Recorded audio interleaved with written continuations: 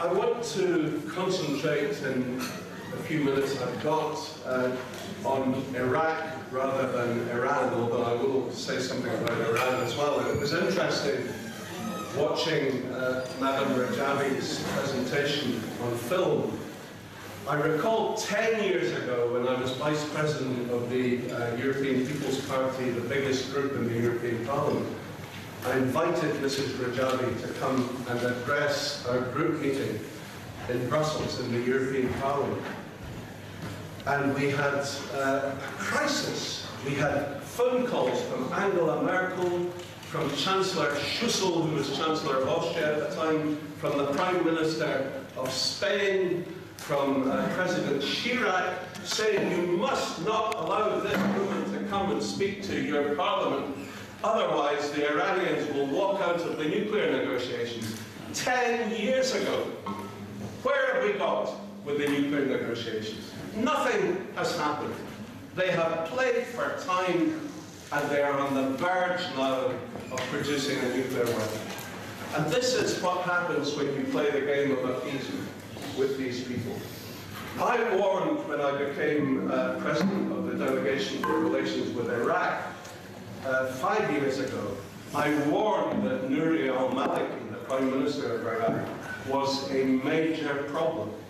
He was a puppet of the Iranian regime. He was allowing the Iranians to pull his strings. He started to wage a genocidal campaign against the Sunni population of Anbar province, and that in turn sucked in and it gave the possibility for ISIS to come in from Syria and to exploit the situation happening in Anbar so that they could take up weapons and take over control, and now they control much of Anbar province. We have seen since then Iraq almost splitting apart. Nuri al-Maliki marginalized the Kurds, waged war against his own people from the Sunni faith, allowed the open suppression and discrimination of all the other minorities, including the Christian community. It is one of the oldest Christian communities in the world. This is what happened under the dictatorship of Nuri al-Maliki, the man who, on instructions from the mullahs in Tehran, started the systematic annihilation of the residents of Camp Ashraf.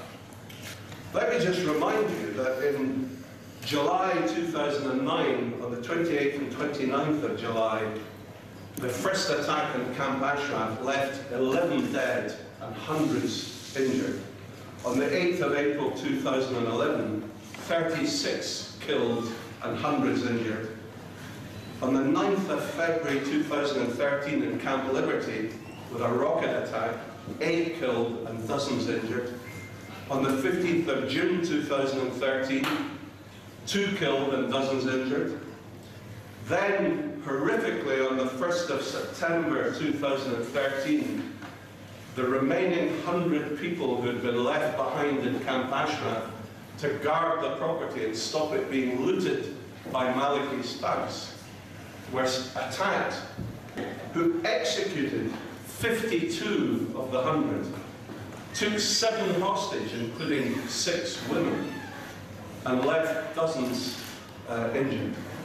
They would have killed all 100. In fact, there were 101 had they found them all. And then on the 26th of December last year, another rocket attack in Camp Liberty, 4 killed and dozens injured. After each of these attacks, we have hand-wringing by the authorities, by this government here in Britain, by the Americans, by Baroness Ashton, the High Representative for Foreign Affairs in the EU, by Ban Ki-moon in the UN, saying this is a tragedy, and we are calling on our friends in the Iraqi government and Nuri al-Maliki to investigate who was behind these killings. I mean, this is outrageous.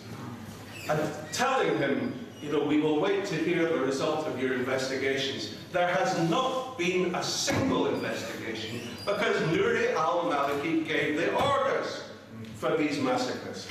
He should be brought before the international courts and indicted for terrorism, for crimes against humanity, and for murder. And I believe that all of us in this room will live to see that happen.